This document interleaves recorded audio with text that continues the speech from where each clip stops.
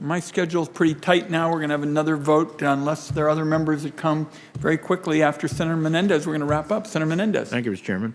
One of CBP's most important jobs is to safeguard Americans from the importation of counterfeit products. These products can not only cost hardworking Americans their jobs and money, they can be dangerous, as we saw during the pandemic with the huge influx of counterfeit COVID-19 items. Mr. Meserve, Mr. Nova, can you talk about how failing to crack down on counterfeit goods harms U.S. workers? You know, I know of a case, a few years ago where Chinese companies were sending in primary aluminum in the form of a pallet or in some type of shipping arrangement, and then it was getting sold and remelted and brought into the country that way. What we make at my plant is what we call SAL. It's an internationally recognized good. It's got a shape, a size, a weight, and the LME sets the price for that. And we have to work within that margin of a price point to be profitable. And if somebody's bringing in a good that's in the wrong shape or wrongly marked or mislabeled, then yeah, it definitely hurts. Mm-hmm. Mr. Nova, you have any insights on that? Just say it's part, I think, of the broadest challenge we face is that we have a trading system that frequently allows goods produced illegally overseas to be imported and sold here, whether that illegality is in the context of counterfeiting or the use of forced labor. And we need a much more aggressive approach to policing that trade to ensure that people cannot benefit from abusive and unlawful conditions overseas by selling products in the U.S. Yeah. This issue is only growing. According to the most recent report on intelligence property rights seizures, in fiscal year 21, CBP seized more than $3.3 billion worth of counterfeit goods compared to $1.3 billion in fiscal year 20, so almost 3 times as much. The report indicates that China and Hong Kong account for more than half of the products seized. Ms. Smith, how can we better combat the influx, I should say, of counterfeit products from countries like China? 2 things, Senator. I think, one, the continued partnership between the government and the private sector, particularly the rights holders. They know their business, they know their products, and they can help educate and collect intelligence on the ground, which is useful to the government as they target counterfeit shipments.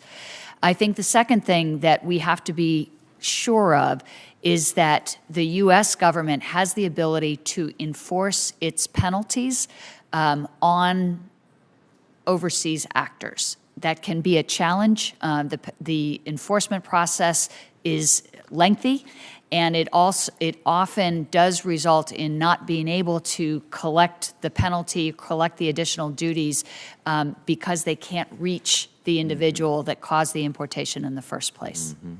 Well, we'll have to look at that as a little bit of a potential foreign relations aspect. We'll have to look at that. The goal of tariffs is to pressure foreign governments to live up to their commitment to American workers and companies by forcing foreign producers to make price concessions or lose customers.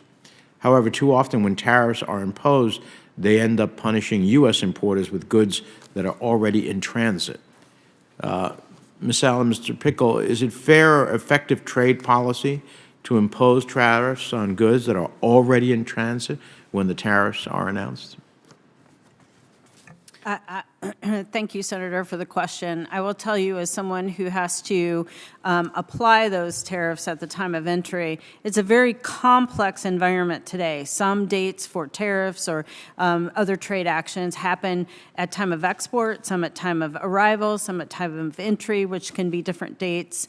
And it's complex, so we'd like to have an opportunity to streamline that. Also, have predictability for our customers to know that additional tariffs are going to be applied to their goods before they're shipped. That way they have better predictability and contain those costs and understand how it's going to impact their operations in the U.S. Mr. Pickle? Senator, no, it's not fair to have those surprises that are impacting not only American businesses but also American consumers as well.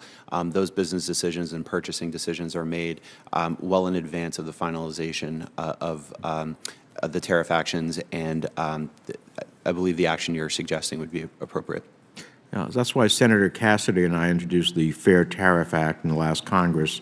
It would exempt goods that are already in transit from additional tariffs and require a standardized 60 days notice before new tariffs take effect. That would ensure that the burden of tariffs falls on their intended targets and not on innocent importers. And so I think, Mr. Chairman, a consistent standard that protects goods on the water from surprise tariffs benefit importers without compromising the effectiveness of our trade policy. And we look forward to working with Senator Cassidy and with you, hopefully, to move it forward. Thank you. Senator Menendez, your leadership